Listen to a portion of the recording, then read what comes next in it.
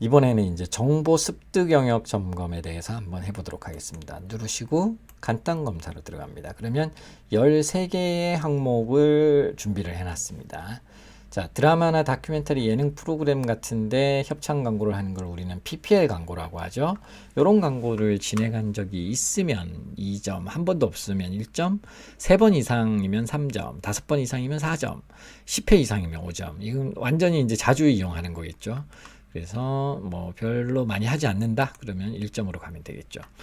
그 다음에 두 번째 잡지 광고나 기사, 잡지의 광고나 기사를 한 번이라도 낸 적이 있으면 2점, 한 번도 없으면 1점. 그 다음에 여기는 오타가 났네요. 오타가 났는데 한 2번 이상이면 3점이라고 기준을 세우면 될 것 같습니다. 여기 2번으로 수정을 해야겠네요. 2번 이상이면 3점, 그 다음에 5번 이상이면 4점, 10회 이상이면 5점. 자, 이렇게 기준을 잡으시면 될 것 같아요. 자, 그 다음에 케이블 TV에 광고를 진행을 하고 있다면 5점, 3회 이상 진행했다면 5점, 2회 이상 진행하고 있다면 2점. 이런 식으로 구성을 하면 될 것 같고요. 전혀 진행을 해본 적이 없다? 그러면 1점을 주시면 됩니다. 자, 인포머셜 홈쇼핑 광고.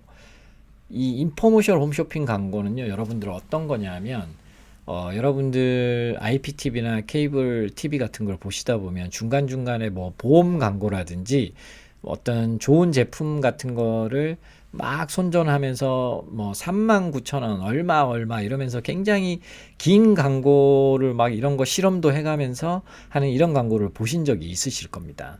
자, 이런 것들을 인포머셜 홈쇼핑 광고라고 하고요. 이 인포머셜 홈쇼핑 광고는 그 지역에 제가 알기로는 유선방송사하고 유선방송에서 어떤 지역 기준으로 시간을 구매를 해서 방송을 내보내는 걸로 알고 있어요. 자, 그래서 이런 거를 어떤 유선방송 지역을 3군데 이상 유선방송 지역에서 내보내고 있다면 5점, 2군데 이상이면 4점, 1군데 이상이면 3점, 1군데도 없다면 1점, 이런 기준으로 잡았습니다. 그래서 3군데 이상이라는 건 많이 전략적으로 이제 이 인포메이션을 활용한다라는 거겠죠. 자, 그렇게 보시면 될 것 같습니다. 자, 그 다음에 TV 홈쇼핑 다 아시죠? TV 홈쇼핑은 TV 뭐 이제 LG가 될 수도 있고 뭐 GS 홈쇼핑이 될 수도 있고 그리고 현대가 될 수도 있고 그런 홈쇼핑에 이제 우리 제품이 나와서 홈쇼핑을 진행한 적이 있다면 5점, 한 번도 진행한 적이 없다면 1점. 이렇게 이거는 극단적으로 그냥 주시면 됩니다. 자, 그 다음에 지면신문에 광고를 내보낸 적이 있으면 월 1회 이상 정기적으로 내보내면 4점 이상 주시면 되고요. 월 2회 이상이면 5점. 그 다음에 연간 1회 이상 내보낸다면 3점. 그래도 한 번 정도 사용을 하는 거죠. 근데 아예 내보내지 않는 수준이면 1점. 이제 지면신문 광고를 활용하지 않는 경우죠, 요거는. 자, 그 다음에 온라인 뉴스 기사형 광고. 온라인 뉴스 매체의 사이드나 하단 혹은 뉴스 기사 하단에 기사 형태로 광고를 내보낼 수도 있어요. 이제 이게 딱 보면 고정되어 있는 기사인데요. 클릭했을 때 어떤 언론사 뉴스가 나오면서 이제 우리 제품에 대한 설명이 쫙 나와요. 근데 사실 알고 보면 그게 기사형 광고라는 게 있습니다. 자, 그런 걸 얘기하는 거고요. 그거를 좀 여러 개 많이 진행을 하고 있을수록 5점에 가깝고요. 전혀 진행을 하고 있지 않으면 1점이라고 생각하시면 될 것 같아요. 자, 그 다음에 여러분들 전광판 광고는 많이 보셨죠? 지하철이나 건물 등의 전광판 광고를 이제 진행을 하고 있으면 5점, 가끔 진행하고 있으면 3점, 진행해 본 적이 없다면 1점이라고 생각하시면 될 것 같아요.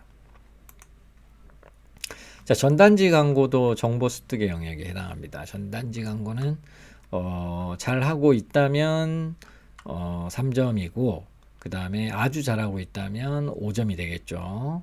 근데 그냥 보통 이하다 그러면 2점 1점으로 주시면 됩니다. 자, 그 다음에 지하철 광고 많이들 보셨죠? 지하철 승강장 플랫폼 앞에 서 있으면 광고가 붙여져 있는 거 보이시죠? 이것도 이제 일단 하고 있으면 3점이고요. 그 정도에 따라서 5점, 4점, 그 다음에 거의 하고 있지 않다면 2점, 1점으로 내려가시면 됩니다. 자, 디스플레이 광고는 지하철이나 건물 야외 등에 보면 이제 이렇게 동영상 돌아가는 디스플레이 같은 거 있죠. 요런 것들을 얘기하는 거고요. 이것도 일단 진행을 하고 있으면 3점 기본 점수고요. 근데 그 진행 정도에 따라서 5점, 4점. 그다음에 진행 정도가 약하다 그러면 2점, 1점으로 내려가시면 됩니다. 버스 광고 많이 보셨을 거예요. 버스 외부에 크게도 있고 그다음에 버스 안에 탔을 때도 여러분들 그 버스 천장 쪽이나 이렇게 우리가 바라보는 쪽에 광고들이 딱 붙어 있는 거 보이시죠? 버스 노선도도 붙어 있고요. 자, 그런 부분들을 얘기하고요. 이것도 많이 진행을 할수록 높은 점수고 많이 진행을 안 할수록 낮은 점수를 주시면 됩니다.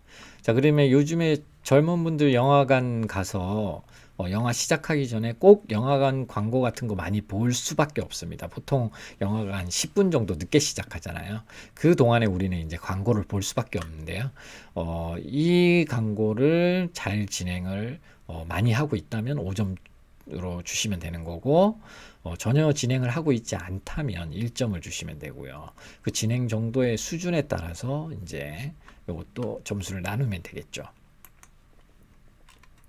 자, 그래서 요 13가지 항목 정보 습득 영역은요, 사람들이 내 제품을 인지하는 홍보 단계, 내 제품을 인지시키는 단계, 브랜딩을 인지시키는 단계라고 보시면 되고, 나중에 이제 매출을 위해서 다른 검색 영역이라든지 SNS라든지 다른 영역이 잘 준비가 돼 있을 때, 그때는 이 정보 습득 영역을 잘 하느냐, 얼마나 잘 하느냐에 따라서 내 제품이나 서비스에 대한 판매가 급격하게 증가할 수도 있습니다.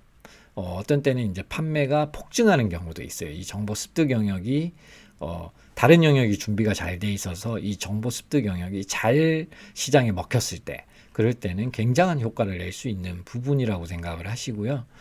그래서 지금 당장은 나한테 해당되지 않지만 내가 비즈니스를 진행해 가면서 점점 성장해 가면서 결국에는 이 부분도 나중에는 맞닥뜨리게 될 수밖에 없다라고 생각하시면 될 것 같습니다. 자, 그 다음에 자가진단 결과 보기를 눌러볼게요. 자, 정보 습득 영역은 지금 거의 안 하고 있죠. 이게 정상입니다. 이제 비즈니스가 물론 많이 진행되어서 활발하게 진행되고 있다면 이 정보 습득 영역이 굉장히 높은 점수로 활발하게 진행이 되고 있을 텐데요. 그렇지 않다면 이 부분은 낮을 수밖에 없어요. 자, 그 다음에 또 다음으로 넘어갈게요.